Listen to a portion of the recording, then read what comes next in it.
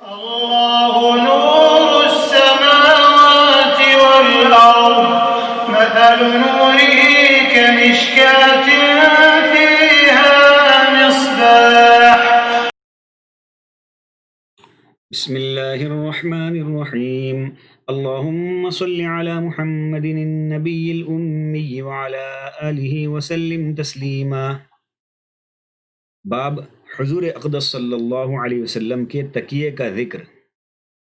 مصنف رحمۃ اللہ علیہ یعنی امام ترمذی رحمۃ اللہ علیہ نے اس باب میں 4 حدیثیں ذکر فرمائی ہیں.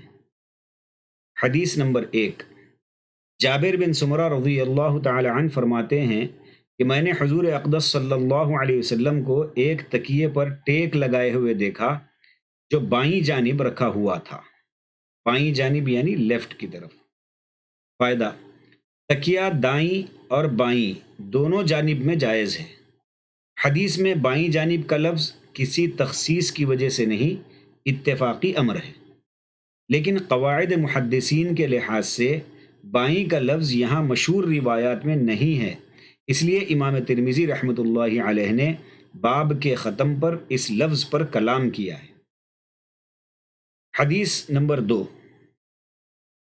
ابو بکرہ رضی اللہ تعالی عنہ کہتے ہیں کہ حضور صلی اللہ علیہ وسلم نے ایک مرتبہ ارشاد فرمایا کہ تم لوگوں کو کبیرہ گناہوں میں سب سے بڑے گناہ بتاؤں؟ صحابہ رضی اللہ عنہم اجمعین نے عرض کیا کہ ضرور یا رسول اللہ صلی اللہ علیہ وسلم، ارشاد فرمائیں. حضور صلی اللہ علیہ وسلم نے فرمایا کہ اللہ جل جلالہ کے ساتھ کسی کو شریک بنانا اور والدین کی نافرمانی کرنا اور جھوٹی گواہی دینا یا جھوٹی بات کرنا. راوی کو شک ہے کہ ان دونوں میں سے کون سی بات فرمائی تھی، یعنی جھوٹی گواہی دینا یا جھوٹی بات کرنا. راوی کو شک ہے کہ ان دونوں میں سے کون سی بات فرمائی تھی. اس وقت حضور اقدس صلی اللہ علیہ وسلم کسی چیز پر ٹیک لگائے ہوئے تشریف فرما تھے اور جھوٹ کا ذکر فرماتے وقت اہتمام کی وجہ سے بیٹھ گئے اور بار بار فرماتے رہے، حتیٰ کہ ہم لوگ یہ تمنا کرنے لگے کہ کاش اب حضور صلی اللہ علیہ وسلم سکوت فرمائیں، بار بار ارشاد نہ فرمائیں. سکوت یعنی خاموشی.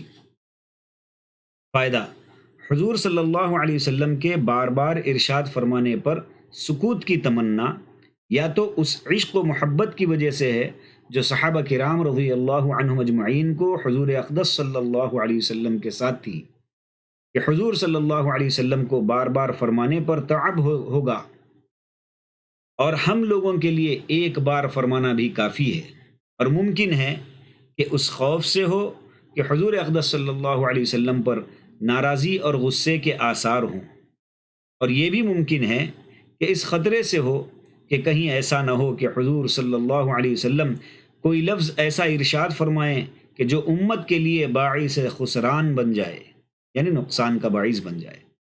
جن لوگوں کو کسی دینی یا دنیاوی دربار کی حاضری میسر ہوتی ہے وہ اس حالت سے خوب واقف ہوتے ہیں، اور حضور صلی اللہ علیہ وسلم کا بار بار ارشاد فرمانا شدت اہتمام کی وجہ سے تھا کہ جھوٹ کی وجہ سے آدمی زنا، قتل وغیرہ بہت سے گناہوں میں مبتلا ہو جاتا ہے.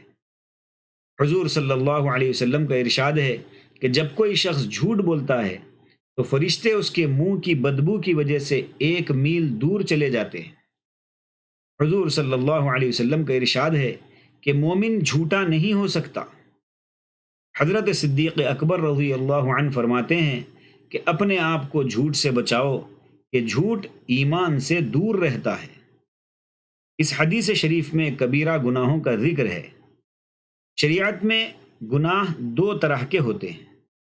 ایک صغیرہ کہلاتے ہیں جو وضو، نماز، روزہ، حج وغیرہ سے معاف ہوتے رہتے ہیں. دوسرے کبیرہ گناہ یعنی بڑے سخت گناہ کہلاتے ہیں جن کے متعلق ضابطہ یہ ہے کہ وہ بغیر توبہ کے ہرگز معاف نہیں ہوتے. البتہ حق تعالی شانہ کسی کی رعایت فرما کر اپنے فضل سے معاف فرمائیں تو یہ امر آخر ہے، مگر آئینی یعنی قانونی چیز یہی ہے کہ وہ بغیر توبہ کے معاف نہیں ہوتے. اس میں اختلاف ہے کہ کبیرہ گناہ کتنے ہیں.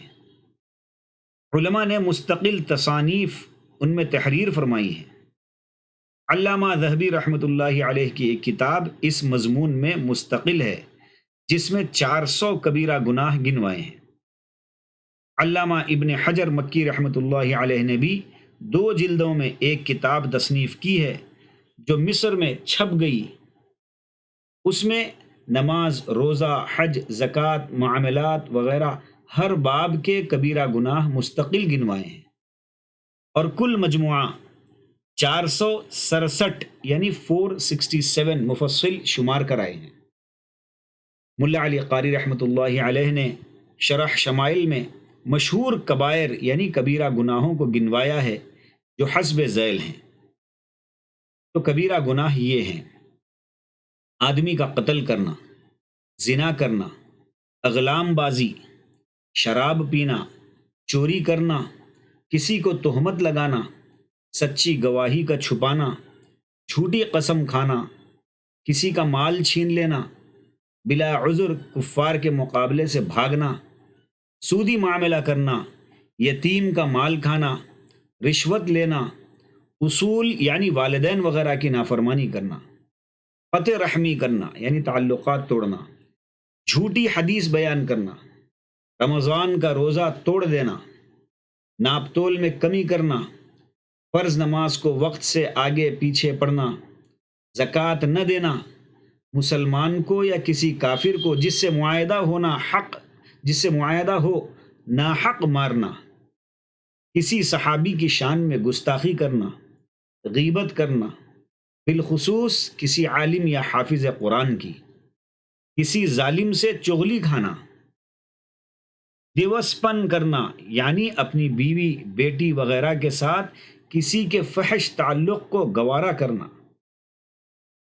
حرم سازی یعنی بھڑوا پن کرنا کہ اجنبی مرد، عورت یا اس قسم کے دوسرے ناجائز تعلقات میں سعی یعنی کوشش کرنا، امر بالمعروف اور نہی عن المنکر چھوڑ دینا یعنی نیک کاموں کا حکم اور بری باتوں سے روکنے کو باوجود قدرت کے چھوڑ دینا، جادو کا سیکھنا یا سکھانا، کسی پر جادو کرنا، قرآن پاک پڑھ کر بھلا دینا، بلا مجبوری کسی جاندار کو جلانا، اللہ تعالیٰ کی رحمت سے نا امید ہونا اور اس کے عذاب سے نہ ڈرنا، عورت کو خاوند کی نافرمانی کرنا، اس کی خواہش پر بلا وجہ انکار کرنا، چغلی کھانا۔ ملا علی قاری رحمۃ اللہ علیہ نے مثال کے طور پر ان کو نقل کیا ہے۔ مظاہر حق ترجمہ مشکات شریف کے شروع میں کبائر کا مستقل باب ہے، اس میں بھی ان کو اور اس قسم کے اور چند گناہوں کو گنوایا ہے۔ اس میں لکھا ہے کہ اللہ تعالیٰ کے ساتھ کسی کو شریک، خواہ اس کی ذات میں کسی کو شریک کرے یا عبادت میں، یا اس سے استعانت حاصل کرنے میں، یا علم میں، یا قدرت میں، یا تصرف میں، یا پیدا کرنے میں، یا پکارنے میں، یا کہنے میں، یا نام رکھنے میں، یا ذبح کرنے میں، یا نظر ماننے میں، یا لوگوں کے اس کی طرف امور سونپنے میں، یعنی جیسے اللہ جل شانہ کے سب کام سپرد ہیں اسی طرح کسی اور کو بھی جانے، یہ بھی کبیرہ گناہوں میں۔ نیز امور ذیل بھی اس میں ذکر کیے گئے ہیں۔ گناہ پر اصرار کی نیت رکھنا، نشے کی چیز پینا، اپنے محرموں سے نکاح کرنا، جوا کھیلنا، کفار سے دوستی کرنا، باوجود قدرت کے جہاد نہ کرنا، مردار کا گوشت کھانا، نجومی اور کاہن کی تصدیق کرنا، قرآن پاک اور رسول اللہ صلی اللہ علیہ وسلم اور فرشتوں کو برا کہنا یا ان کا انکار کرنا، صحابہ کرام کو برا کہنا، بیوی اور خاوند میں لڑائی ڈلوانا، اسراف کرنا، فساد کرنا، کسی کے سامنے ننگا ہونا یعنی بیوی کے علاوہ، بخل کرنا، پیشاب اور منی سے پاک نہ کرنا یعنی اگر لگ جائیں تو نہ دھونا، تقدیر کو جھٹلانا، تکبر کی وجہ سے پاجامہ ٹخنوں سے نیچے کرنا، نوحہ کرنا،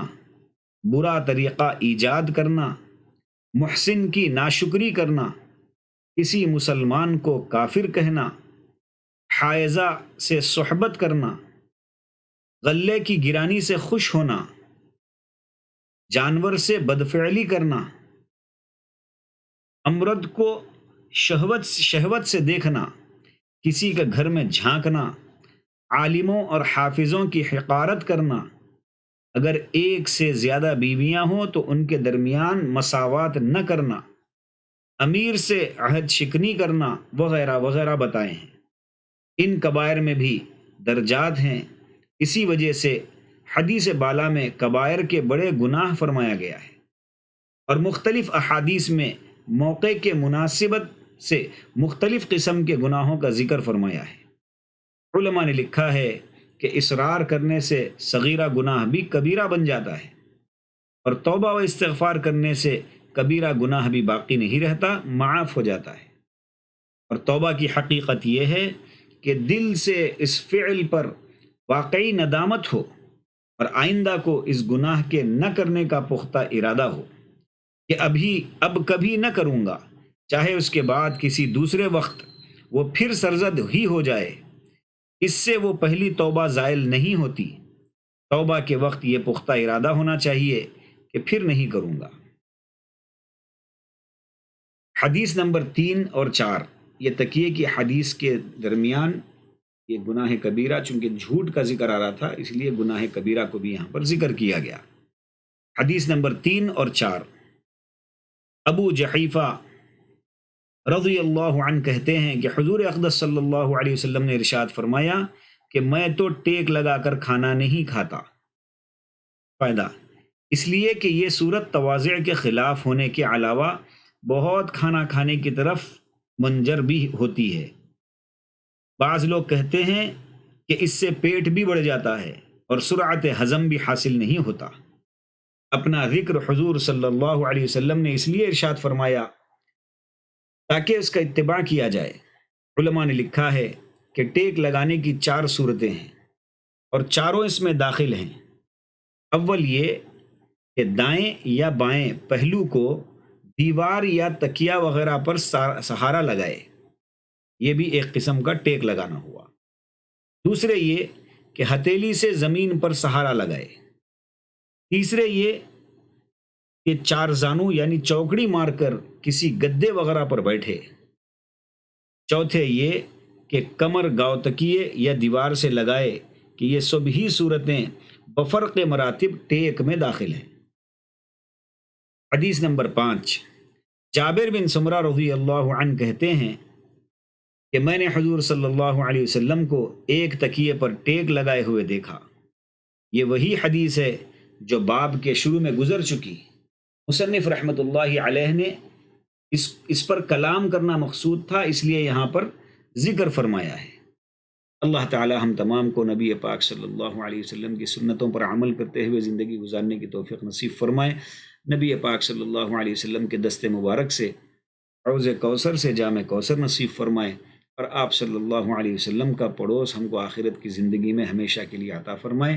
وآخر دعوانا ان الحمد للہ رب العالمین۔